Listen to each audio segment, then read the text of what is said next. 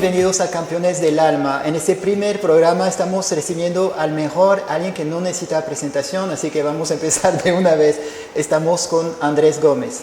Andrés, gracias por estar con nosotros. Gracias a ti, un gusto. Andrés, yo sé que das poca entrevista porque siempre te preguntan lo mismo o porque prefieres tener un perfil bajo en general. No, yo creo que no es que doy poca entrevista, creo que doy las que me solicitan. Muchas veces lo que pasa es que cuando te preguntan de una misma cosa y todos quieren como tener la exclusividad, ya cuando vas por el quinto, sexto, séptimo, ya como que dices otra vez repitiendo lo mismo. O sea, y eso por suerte ha cambiado bastante hoy en día para los nuevos deportistas.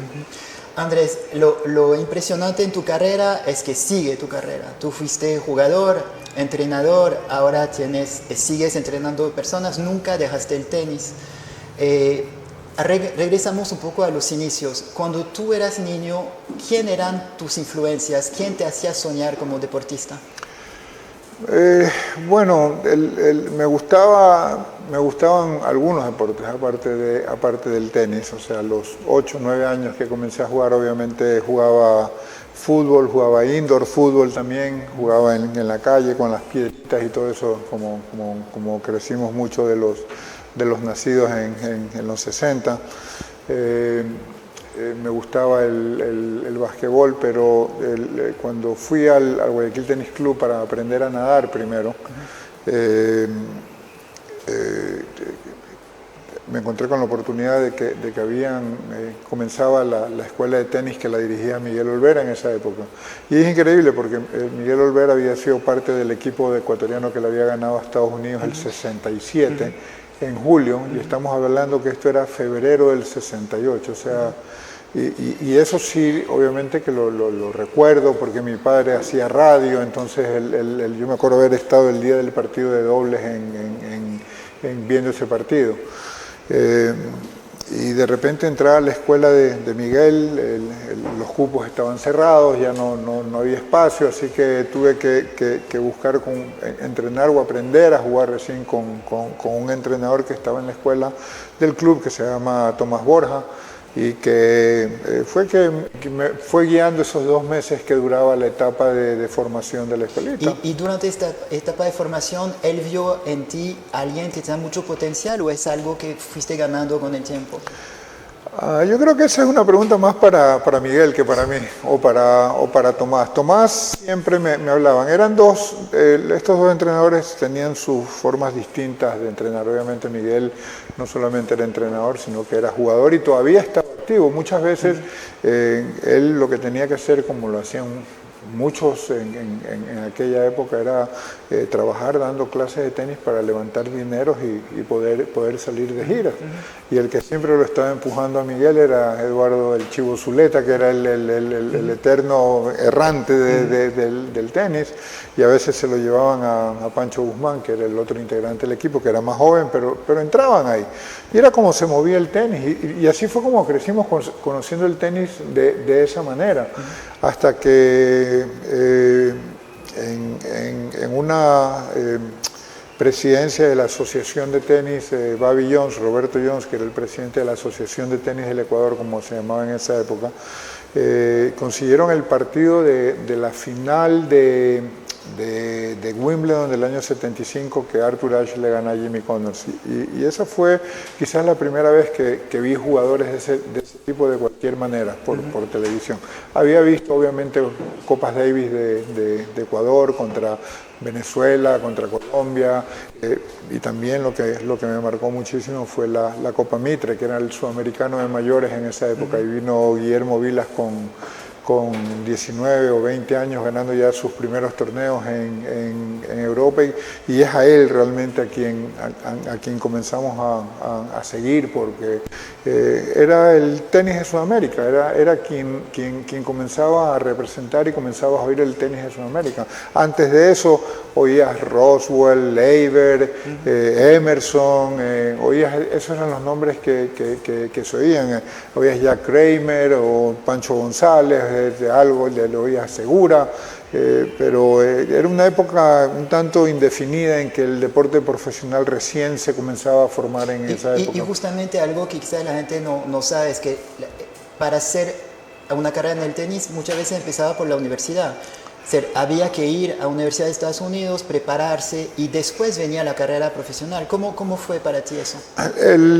Bueno, yo cuando ya comencé a entrar de lleno al tenis, voy a mi primer sudamericano a los 14 años a Montevideo, luego jugué en Brasilia, en Guayaquil, y el año 77, a través de esfuerzos hechos por el Guayaquil Tenis Club y la Asociación de Tenis del Ecuador y esfuerzos de nuestros padres también, fuimos un grupo de jugadores a la Academia Harry Hopman, que en esa época era algo nuevo, innovador. Cuando comenzamos a leer quién era Hopman, o sea, de repente lees un tipo que ha ganado 16 veces la Copa Davis como capitán. Tú dices, tremendo capitán, ha de saber mucho, obviamente, pero también había ganado torneos de Grand Slam de dobles y de doble mixto. Entonces, no solamente que era un buen jugador y aparte un gran estratega, que buscaba mucho la parte física, aparte de estar mucho tiempo en cancha y con muchas repeticiones, y a eso fuimos nosotros, y ahí un poco que vi mis comienzos y comencé a destacarme un poco más, a ganarle a ciertos jugadores que entrenaban ahí, que eran mayores que yo, la oportunidad de entrenar con Vitas Gerulaitis a los 17 años, cuando Vitas estaba número 3 o 4 del mundo. O sea, fue algo distinto. Mi vida comenzó a cambiar.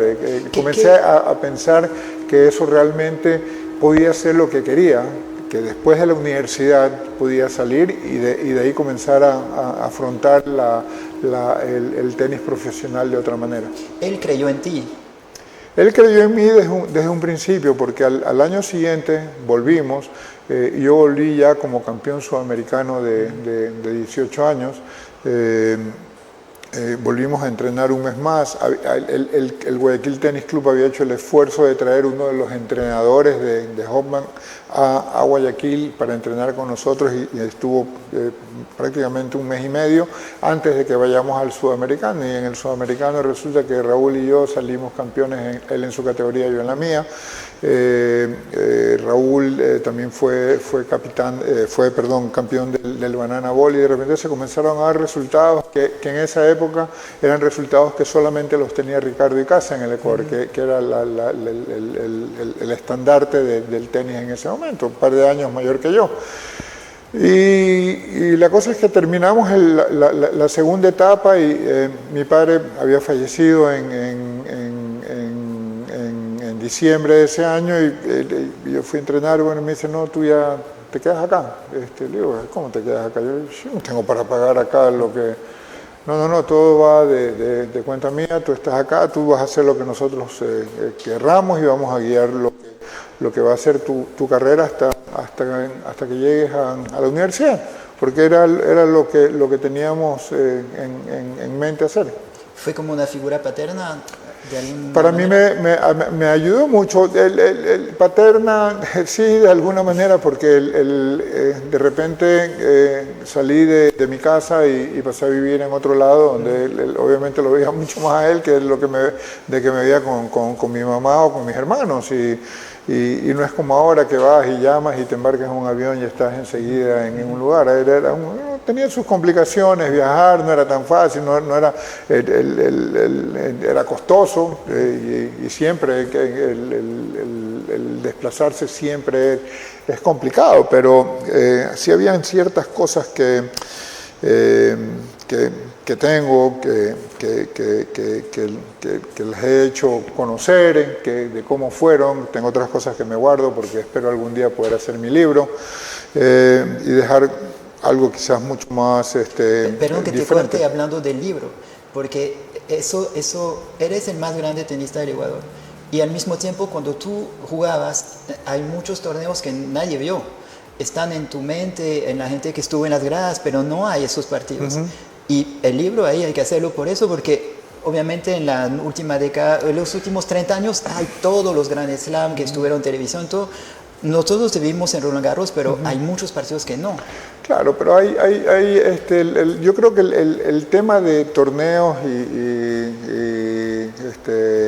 están documentados de alguna manera, o sea, tú dices están los resultados. Ahora, yo jugué entre singles y dobles, jugué más de 1000 partidos, entonces probablemente recuerde cada uno de ellos, pero no todos tenían connotación, hubieron unos que tenían más que otros. ¿No?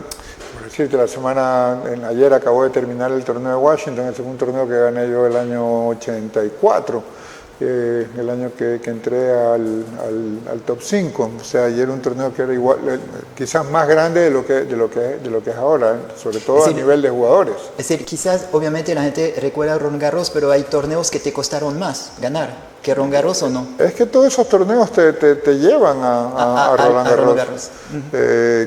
Así como gané, también tuve partidos que no fueron tan agradables, que son mejores que dejarlos ahí nomás en el olvido, que estén ahí. Si no, imagina cómo hubiera sido el tema si fuera hoy en día con redes sociales y todo ese tipo de cosas. O sea, hubiera sido un escrutinio diario. O sea, realmente yo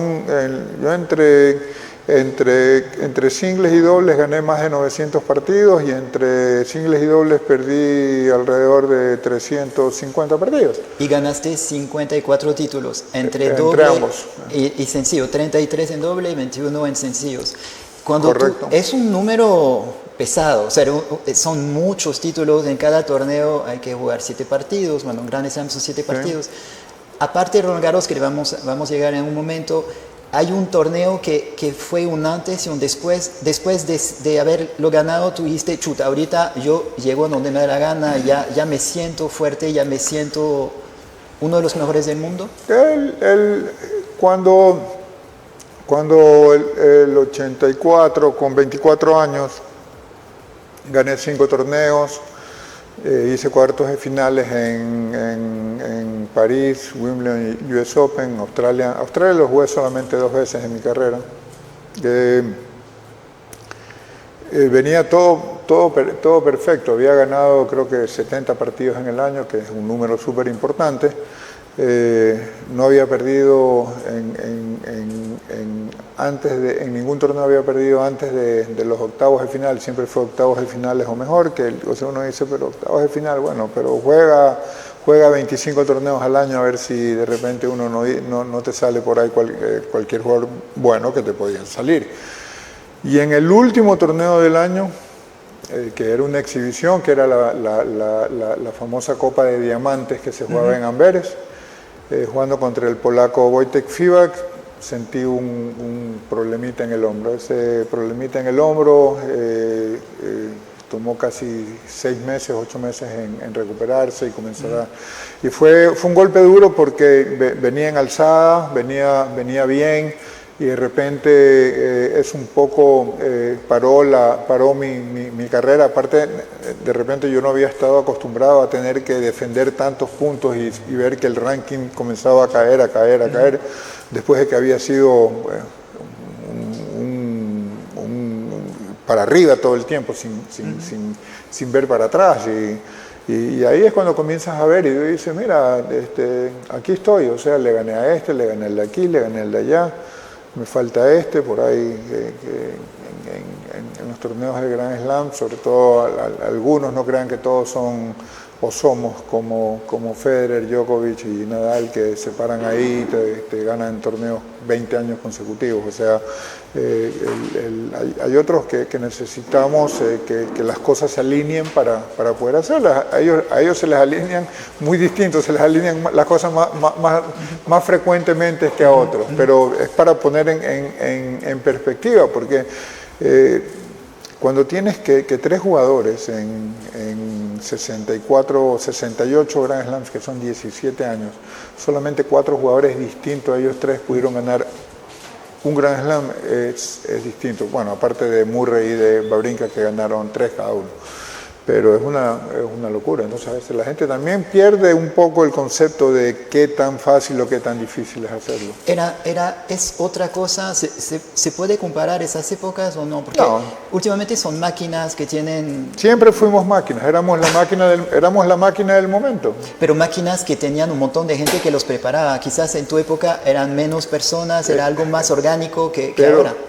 Sí, yo tenía mi entrenador con el que viajaba, tenía mi preparador físico que lo veía cuando estaba tenía al profe Justo Campaña cuando venía acá a Ecuador, le tenía mucha confianza a él y trabajaba mucho con él cuando venía acá.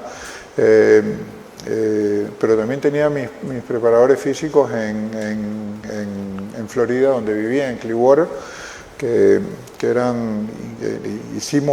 hubo que ensayar mucho, hacer cosas distintas, y que la hacen ahora también, porque no todo está inventado, hay muchas cosas que se siguen inventando, entonces por eso te digo, o sea, el otro día con mis hijos veíamos revistas de los años 80 y veían propaganda de los carros y decían, pero ¿qué es eso? Bueno, ese era el carro del momento y yo lo veía y decía, por Dios, o sea, esto que está aquí era lo que era y es lo que es, las cosas van cambiando, entonces cuando quieres comparar, o sea, es ser injusto con uno o con el otro, o sea, uno lo va a ver de una manera y el otro lo va a ver de otra y realmente que yo es que me hago nomás un costadito y dejo que la gente opine y leo y lo comento en círculos más pequeños, pero no me gusta mucho a veces hablar de eso, porque es muy duro, ¿cómo vamos a comparar la época amateur de la época profesional? ¿Cómo podemos comparar las preparaciones que se van haciendo? Yo recuerdo durante mi carrera tener muchas entrevistas no periodísticas, sino de doctores que decían, bueno, ¿y tú qué comes? ¿Cuál es tu dieta? No, yo hago esto, apunta, y comienzan a sacar esos datos y todo eso comienza a favorecer a lo que viene, qué dejas de hacer, o sea, no sé, quizás yo era alérgico al gluten y nunca leí, ahora eres alérgico al gluten y prácticamente no puedes hacer una gran cantidad de cosas y de repente uno sí lo tenía. Bueno, eso pasó a Djokovic, ¿no? Que después de dejar el gluten, volvió a... Pero es lo mismo, es cuando Martina Navratilova y Lendl llegaron a inicios de año, tú lo ves a Lendl que era un tipo normal, ya fuerte físicamente, y de repente llegó pero sin un gramo de grasa, al igual que Martina, fuertísimos. Y nadie sabía qué era, y hasta que fueron indagando y hablaron, no, la dieta de Haas, que era famosa en los años 80 y que es la base de muchas de las dietas hoy en día, de las dietas hoy en día. Acabas de tocar el tema de Lendl. ¿Tú crees que si Lendl no hubiera estado al mismo tiempo, tuviste que enfrentarlo algunas veces, sin Lendl, ¿tú crees que hubiera podido ser primero del mundo? No lo sé, o sea, de nuevo... Porque él te frenó muchas veces. Bueno, yo perdí con él 4 veces en París, perdí 2 veces en el US Open y perdí 4 veces en el Masters, en el ATP Tour Finals. ¿Y qué encontró en ti? ¿Cuál era la falencia? ¿Dónde puso el dedo en una llaga? Porque para ganar tanto, ¿qué descubrió o qué hacía para que tú pierdas? El hambre, y hambre real ahí, porque ellos venían detrás de la cortina de hierro en esa época, no era lo que era ahora. Somos y seguimos siendo muy amigos, hablamos cada cierto tiempo, nos hablamos. Él, por ejemplo, salía con su madre, que era parte entrenadora también, porque había sido una jugadora de tenis también, pero podía salir o ella o el padre, no podían salir los dos, siempre tenían a uno, como quien dice, ahí a buen recaudo. Siempre andaban policías o agentes que los estaban custodiando, porque él había, en esa época de repente se mandaban a cambiar y salían, pero ellos, porque creo que en ese momento Martina Navratilova, Elena Stase, Claro, sí. Alex Metrevelli de Rusia, Jan Kodes, o sea, vieron en el tenis la oportunidad de salir de sus países. ¿Y cuando hablan ahora de qué hablan ustedes? Hablamos de tenis, hablamos de golf, hablamos de los hijos, hablamos de las rodillas que nos duelen, las caderas que se salen y todo eso de ahí. Tú eres muy alto. En el tenis, ser alto es bueno para el saque, pero al mismo tiempo hay pocos jugadores muy altos porque uno se lesiona más fácilmente y uno siempre tiene que pensar en su cuerpo. Eso me decían algunos altos ahí. Y aparte del Potro y de algunos más, hay pocos de tu estatura. ¿Eso No, fue hoy complicado? en día no. Hoy en día en mi época, yo mido 1,93. En mi época, la altura promedio era 1,78, 1,80, o sea, 5'11" o 6 pies más o menos era. Yo era 6'3", 1,93 m. Pero hoy en día la promedio es 6'2", o sea, si te pones a ver del top 10 para nombrar unos cuantos, José Sinner es más alto que yo, Zverev es más alto que yo, Tsitsipas, Shelton, o sea, o sea, eso también cambió, o sea, y va a seguir cambiando, menos mal, no vamos a tener muchos Monfils, que Monfils era 6'6", y atletas, o sea, imagínate que comiencen a llegar tipos que miden 7 pies como LeBron James o jugadores que son destacados en basquetbol y que de repente comiencen a darle a la raqueta desde muy chico y se desarrollen de esa manera, se va a convertir en un deporte muy complicado. Lo que pasa es que sobre todo en Estados Unidos, que el tenis viene después del fútbol americano, del básquet, del béisbol, incluso después del hockey sobre hielo. Entonces ya los atletas que llegan ahí ya no son los mayores, ya son más bajitos, ya son de otra contextura. Llegamos a Roland Garros, que es algo que la gente ya vio, ya pudo sentir y todo. Cuando tú llegaste a Roland Garros no era el favorito, pero estaba dentro de los mejores, pero no era el favorito. Yo era entré con ranking 4, estaba 6, porque Lendl no jugó, porque se estaba preparando en Pasto para jugar en Wimbledon, que era el Grand Slam que le faltaba ganar a él. Y es más, el año anterior estábamos jugando juntos en Tokio, en octubre estábamos jugando dobles juntos y que eso que nos divertíamos ahí. Y hablábamos en la semifinal mientras jugábamos en el cambio de lado. Me dice, por cierto, no voy a jugar Roland Garros este año. ¿Cómo no voy a jugar Roland Garros? Eso fue más o menos cuando Nadal no jugó Roland Garros y Federer pudo ganarlo. Algo así. Puede ser. Puede ser o no puede ser. Puede ser o no puede ser, así es. Cuando tú llegas a la final de Roland Garros contra Agassi, tú tenías 30 años, Agassi tenía 20 años. Es decir, él era muy joven y tú estabas en una edad promedia para ya ganar un Grand Slam, ya para tenerlo. No, ya en esa época ya 30 ya estaba más del otro lado. 30, ¿sí? Los 30 en esa época eran... Los 40 de ahora. No.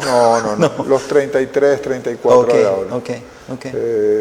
O los 33, 34 de Federer, Djokovic o Nadal, que son otra... Pero tú cuando llegas a esa final, con ese pelado, bueno, pelado después supimos que sí era pelado de verdad, pero tú decías, no puede ser, tengo que ganarle, yo me lo merezco y él acaba de llegar, él lo ganará después. ¿Cómo fue? Bueno, yo ya le había ganado algunas veces, había perdido ese año, yo le había ganado en Tokio. Después él me ganó la final de Stuttgart. Yo le gané en la semifinal en Boston. que era un torneo similar al de Washington, y él me gana ese año en Key Biscayne. Pero siempre, solo el primer partido que jugamos en Tokio, yo que le gané muy fácil. Y ahí el hermano me dijo una cosa, me dice, Andrés no le gusta jugar con zurdos. Y eso, bueno, eso era una cosa que quedó y me sirvió mucho, me sirvió mucho. Pero cuando entré, o sea, en general por ahí el sentimiento podía ser de que Agassi era el favorito, pero adentro para mí mejor que no tener que lidiar con esa presión, que a la final es que a él le tocó, porque después al año siguiente perdió con Courier, perdió con Sampras en el US Open, y esos dos eran de la misma edad de él, eran de la misma generación, y supuestamente hablaban de que Agassi iba a ser el mejor de todos, y comenzó a sentirlo, y realmente tuvieron que pasar casi 4 años desde el 90 para ganar su primer Grand Slam. Yo en el 90 vivía en París y llegué a Ecuador en 96, y yo cuando llegué a Ecuador no sabía nada del país, y los únicos ecuatorianos conocidos en esa fecha, pero yo iba a las librerías y digo, pero deme algo de Ecuador, eras tú y Guayasamín, eran los dos ecuatorianos que el mundo conocía. Entonces no te voy a preguntar lo que sentiste cuando ganaste, porque obviamente imagino que fue algo difícil de describir, pero ¿qué se siente que gracias a eso pusiste Ecuador en el mapa mundial? Porque fue realmente así. Pero, a ver, gracias a eso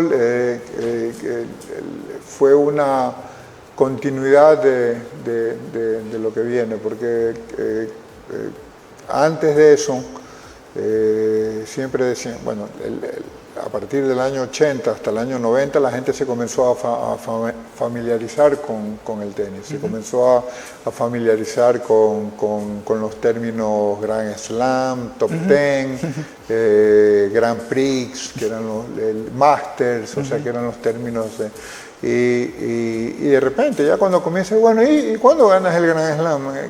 Así como me pasaba a mí, pasaba a los atletas que iban a las Olimpiadas, y cuando hay medalla, y sobre todo les pasaba a la selección, que ni siquiera era cuando ganan, sino cuando clasifican al Mundial.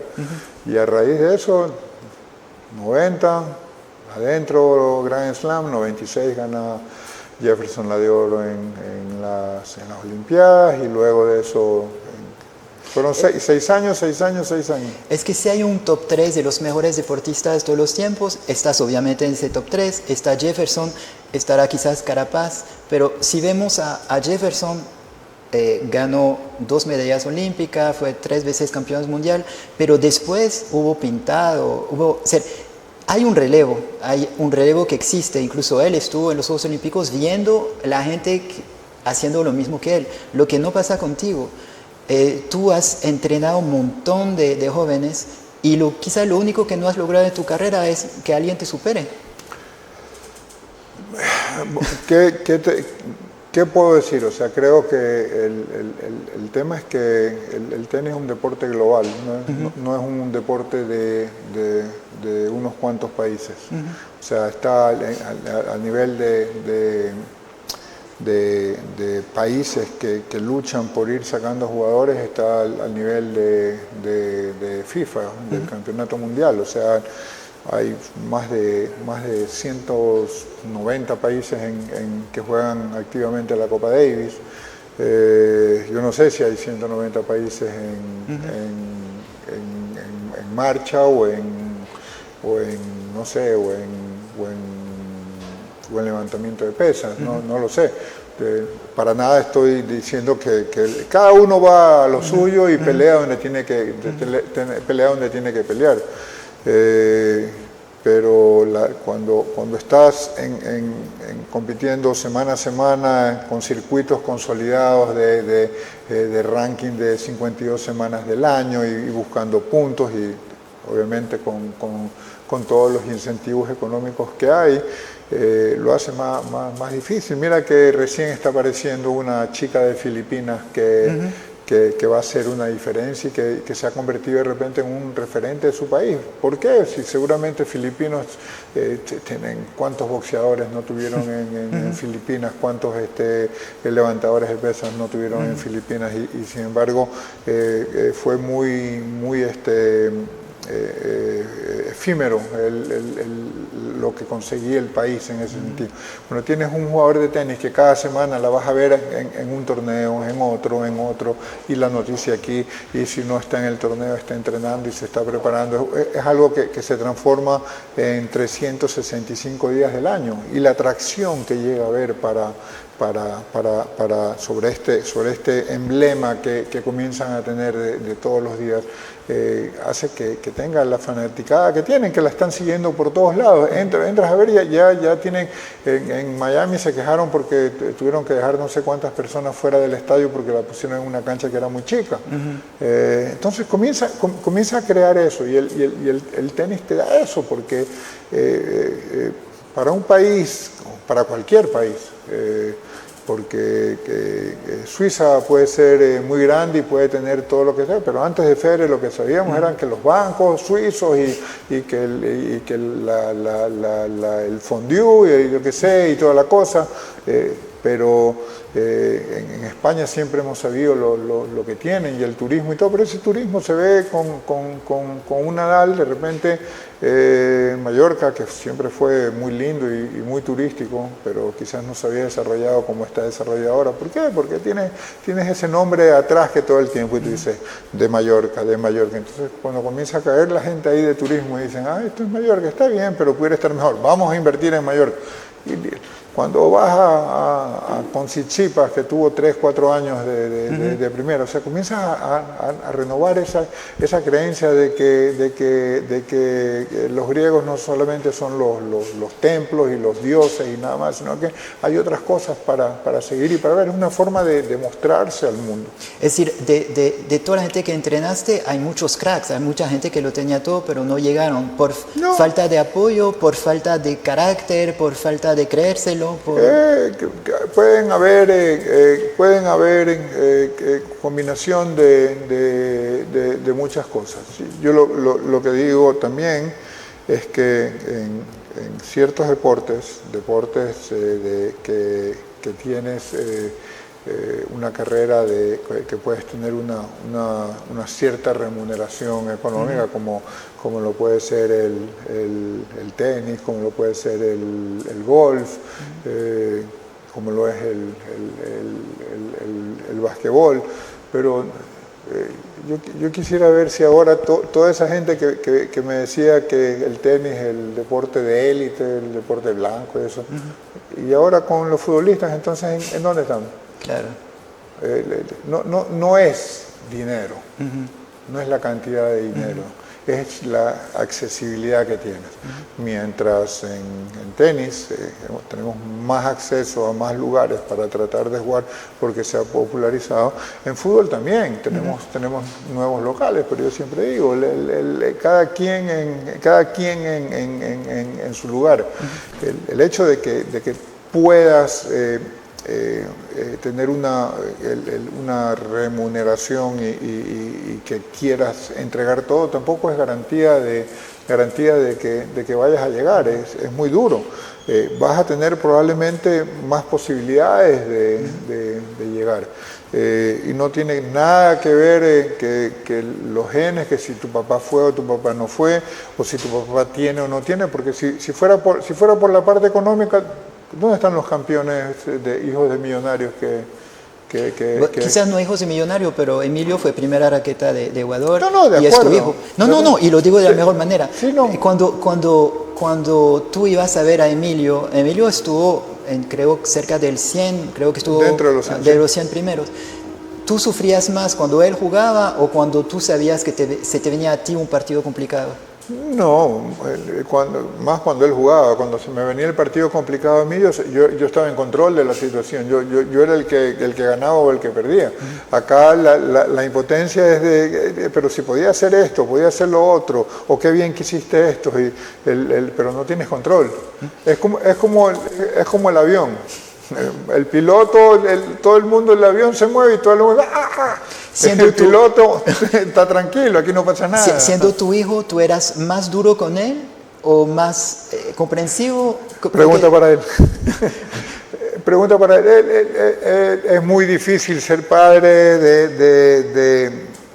de un jugador, muy difícil, muy duro, porque no hay libro para seguirlo. Un entrenador normal, si yo te voy a entrenar a ti, yo voy a tener, yo puedo ser más duro o menos duro. Acá, y no que los sentimientos tampoco estén involucrados entre un entrenador hacia su entrenado. Pero acá es mucho más, porque el dolor y el sufrimiento de una derrota es mucho más duro, porque es mucho más emocional. Entonces es difícil. Y ¿qué es lo que yo hago ahora? Yo puedo escoger las experiencias que he tenido acá, más las experiencias que he tenido por acá. Yo no viajé mucho no viajé nada con Emilio de lo que hubiera podido viajar. Siempre traté de que él haga lo que tenga, como lo hice con mis hijos, y como padres, la nena y yo somos felices de que pudimos mandar a la universidad a 5 chicos a jugar tenis universitario, graduarse, ser exitosos en lo que hacen, y que tengan su vida y hayan tenido su educación a través del tenis, que era lo que queríamos para ellos y que era lo que quería yo en su momento para mí.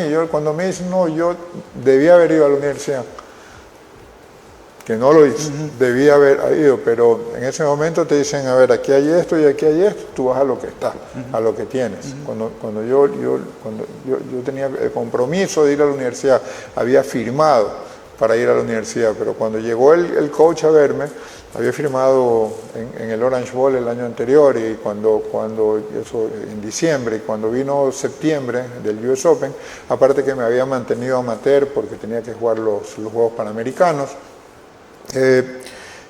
me vino a ver al US Open y me dice, aquí está tu ticket para que cuando terminas aquí ya te vas para Los Ángeles, que iba a jugar en USC. Y le digo, sorry coach, pero yo me quedo. Me dice, ¿pero cómo? Me dice, le digo, estoy 80 en el mundo. Le digo, acabo de cumplir 19 años. Y todavía me faltaba terminar el año. De hecho, yo el año terminé 60 y estuve entre los dos jugadores nuevos jugadores, que Rookies of the Year. Perdí contra mi pana Mel Purcell, que me ganó por 2 puestos. Pero él fue a la universidad, yo no fui a la universidad. Pero eran cosas...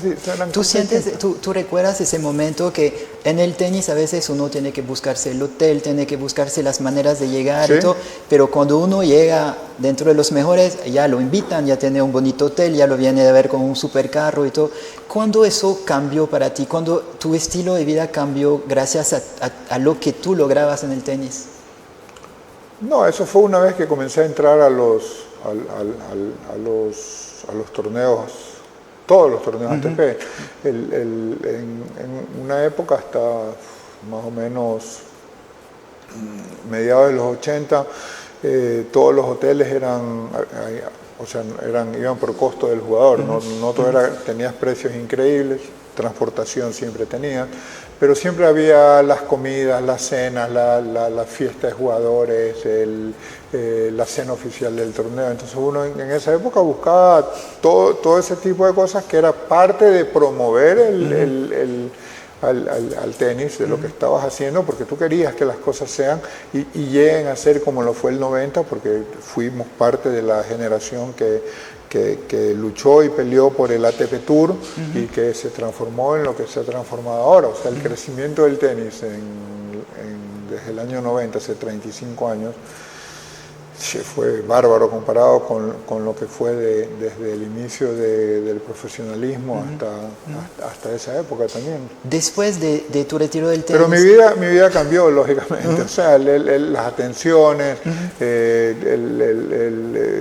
cuando comenzábamos jugando los primeros torneos buscando puntos ATP, viajábamos 5 en un carro, había que sortear a quién le mandábamos la maleta en Greyhound y a quién podía llevar las maletas, o nos hacíamos bolsos pequeños y llevábamos raquetas y vestimenta para 2 o 3 días y a esperar a que llegue el bus, a ir a la estación a recoger las cosas, porque era así.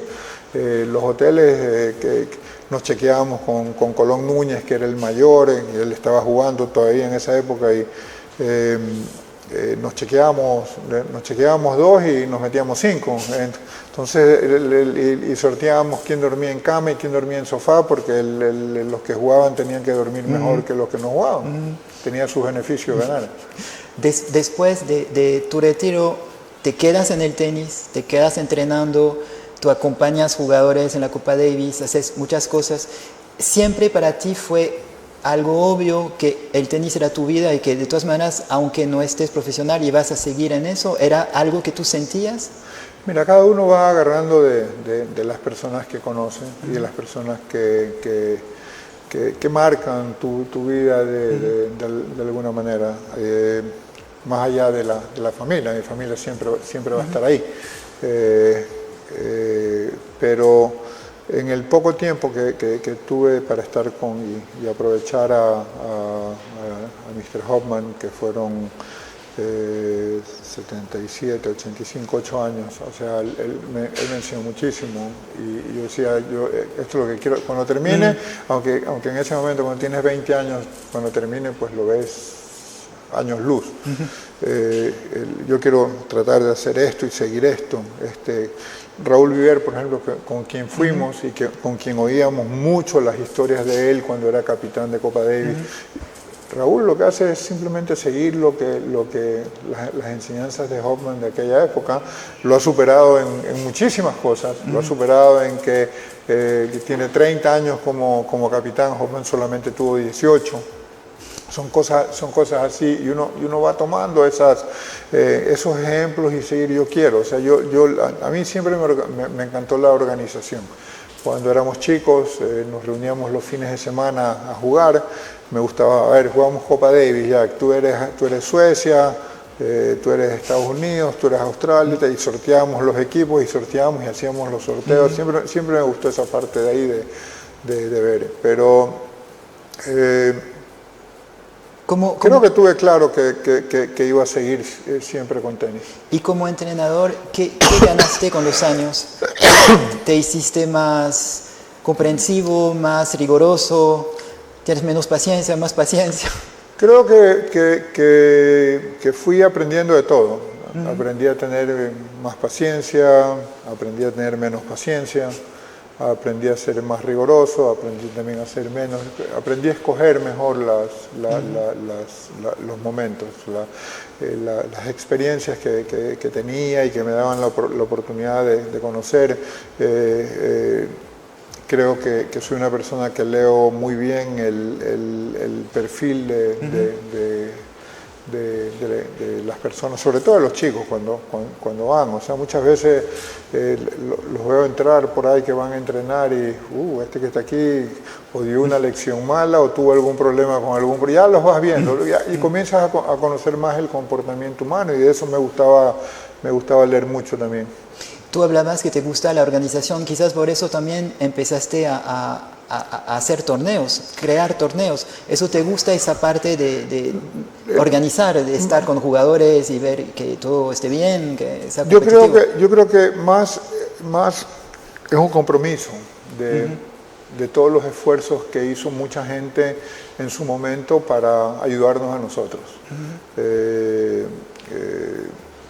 Gente que tenía su poder económico y podían traer distintos tipos de exhibiciones para verlos o apoyos como las salidas a Hoffman, que eran cubiertas por ellos, o en los inicios de mi carrera tenía un par de personas que aportaban con algo de dinero para poder avanzar y que no era mucho o sí, era lo que había y era con lo que había que ir para adelante. Entonces para mí el organizar torneos y tratar de que venga gente a jugar acá para que los chicos que están acá, en vez de tener que sacar 50 chicos, le damos oportunidad a 50 chicos de competir acá y tener 1, 2, 3, 4 semanas, las semanas que sean. Y sin perder la objetividad de que el tenis es una empresa y quieres que te vaya bien y quieres hacer las cosas bien, porque haciendo las cosas bien puedes seguir creciendo y puedes llegar a crecer más en beneficio de la gente que está alrededor tuyo. Entonces, para mí eso, por eso cuando viene, y hay que mencionarlo, que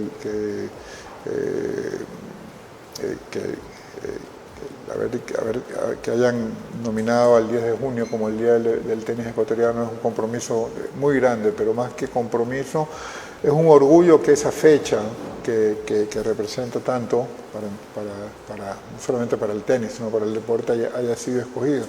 Pero la gente me dice, felicitaciones, sí, le digo, estoy contento por eso, por la fecha, pero no es mío, es de todos. Esto está aquí, lo hemos ido siguiendo las enseñanzas de las personas que venían atrás, de los dirigentes que han venido atrás, con las cosas buenas y las cosas no tan buenas, con todo. Siempre es importante tener eso presente, porque el tenis, la gente piensa que es solamente, no, es que toma dinero y de nuevo. Si fuera así, todos los millonarios y hijos de millonarios fueran los campeones, y no es así. Claro. O sea, hay que saber aprender a valorar lo que te llega, a valorar lo que tienes en ese momento para seguir adelante. Antes de venir acá pasé por Urdesa y hubo una valla gigantesca de un banco que tiene un color magenta y tú estás en ese afiche, una valla gigantesca. Cuando tú te ves, ¿qué ves? ¿Qué sientes? Porque es que ahí tú me dices que obviamente hay una historia, un proceso, que tu título es el título de todos, ok, pero en la foto estás tú representas algo para la gente. Bueno, seguramente algunos lo verán como alguien que le ha ido bien y quisiera que a otras personas les vaya bien. Otros pueden verlo de otra manera, simplemente como una imagen de alguien que es conocido pero que no hay nada de fondo. Y yo he tratado de mantenerme con la gente que tiene más o menos los mismos ideales de uno, y no me gusta ir de un lado para otro lado. Me gusta andar con esa gente que me apoya a seguir, planificar lo que hay que hacer, y aparte de rodearte con gente al lado tuyo que te ayude a poner a hacer efectivo todo lo que ves en blanco y negro al principio. Una última pregunta. ¿Tú te sientes, después de tantos logros, después de estar donde estás, te sientes como realizado? ¿Sientes que hay muchas cosas que hacer todavía? ¿Cuál es tu espíritu? Hay muchísimo que hacer. O sea, el momento que piense que estoy realizado, me voy a quedar ahí sin hacer mucho. Tengo mis cosas, tengo mis hobbies que me gustan hacer. Tengo la academia, que me gusta estar ahí.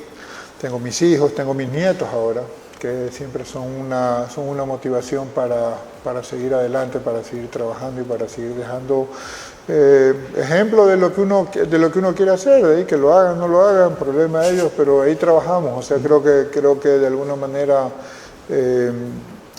algunas cosas las hemos hecho bien, y sobre todo saliendo de cero, porque aquí no había deporte profesional de ningún tipo. Yo siempre lo digo, los deportistas a los que yo veía en vivo y en directo eran a Jorge Delgado y a Mariucci Férez Cordero. Eran quienes yo veía cuando yo llegaba al club. Mariucci, somos de la misma edad, Jorge es un poquito mayor, pero yo cuando llegaba ya Mariucci ya estaba en el agua, pero hace rato que los tenían nadando, y yo me iba a mi casa en la noche y ahí seguían nadando. Entonces esas cosas crecí en una generación donde el deporte en vivo en Guayaquil era fabuloso. Tenías los campeonatos de básquet provinciales, eran por equipos, lindísimos. Ahí iba iba al béisbol, iba al estadio, iba al box, porque mi papá gerenciaba una radio y ahí me mandaban con los narradores y me gustaba eso ahí y tenía oportunidad de verlo. Y crecí en ese ambiente, eso es lo que pude palpar de cerca el deporte y no solo eso, sino después conocer a esos ídolos a los que yo iba a ver, porque uno tenía 11, 12, 13 años y los otros habrán tenido 7, 8 años más que yo, pero los veía como viejos, ¿no? Y de repente haber compartido con ellos, con los Abel Jiménez, con los Nicolás Lapenti o con los Omar Quintana, con los, en la parte de básquet, de haber compartido cancha con ellos. Después yo con 16 años estar en la misma cancha de básquet con ellos en Olimpiadas del Barrio Centenario o del Guayaquil Tenis Club o jugar torneos de softball con los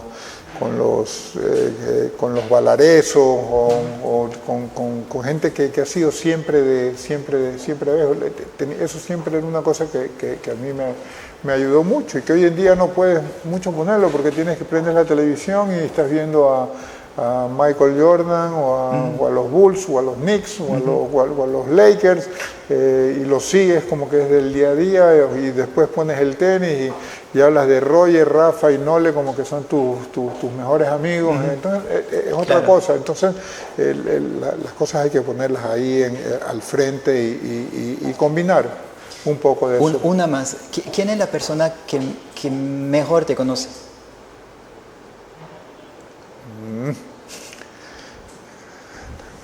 No sé, quizás después de mi esposa, te diría que mi hermano Antonio probablemente. Con mis hermanas ahora comparto mucho por los temas de organización de los torneos, mucho. Entonces estoy a diario conversando con ellas, con mi hermano mayor, con Pedro Pablo también. O sea, yo no sé pero si ni yo mismo me conozco, yo soy más reaccionario, un poco como jugaba. Reacciono, pienso pero reacciono a distintas situaciones. Obviamente cuando no son situaciones de extrema dificultad, pero es como me gusta hacer. Tú siempre me dices que a mí no me gusta dar entrevistas. Yo no tengo problemas para dar entrevistas, me gusta dar entrevistas y me gusta hablar. Y cuando estoy hablando, cuando me preguntan cosas como hoy, que no son cosas que van más allá de cómo jugaste y cómo te sientes y que son parte del día a día, hoy es distinto. Entonces uno se puede expresar un poco más y que la gente te conozca y que digan, pero más allá de que ya tiene el pelo blanco y está ya veterano, que sepan que así se puede. Claro que le sepan, que sepan y decir, mira, yo a él lo vi jugar y ahora no solamente eso, sino que entreno a nietos de amigos míos que me vieron jugar y ellos a sus hijos los inculcaron con el tenis por eso de ahí. Y que esos chicos ahora puedan hacer lo mismo y decir, mira, que en tenis sí podemos, ¿sabes? A veces un poco es falta de creencia, a veces un poco de falta de trabajo, luego eso es culpa de Nadal, Federer y Nole, que piensan que es fácil, que es solamente de lo que ves, salir a la cancha y no ves todo lo que está. Por suerte tenemos los documentales ahora de los tres y vas a ver realmente el sufrimiento, lo actor que tienes que ser, porque cuando muchas veces tienes que saltar a la cancha y con muchas cosas por dentro que te están haciendo mal o que te pueden hacer mal o que te hacen sentir mal y que tienes que esconderlas, taparlas, que no se vean para poder mostrar esa fachada de invencible o de aquí estoy, trata de ganarme. Andrés, te agradezco mucho. Para la gente que pensaba que no hablabas mucho, bueno, ahí podrán ver que no es así. Muchas gracias, Andrés. Gracias a ti. Muchas gracias.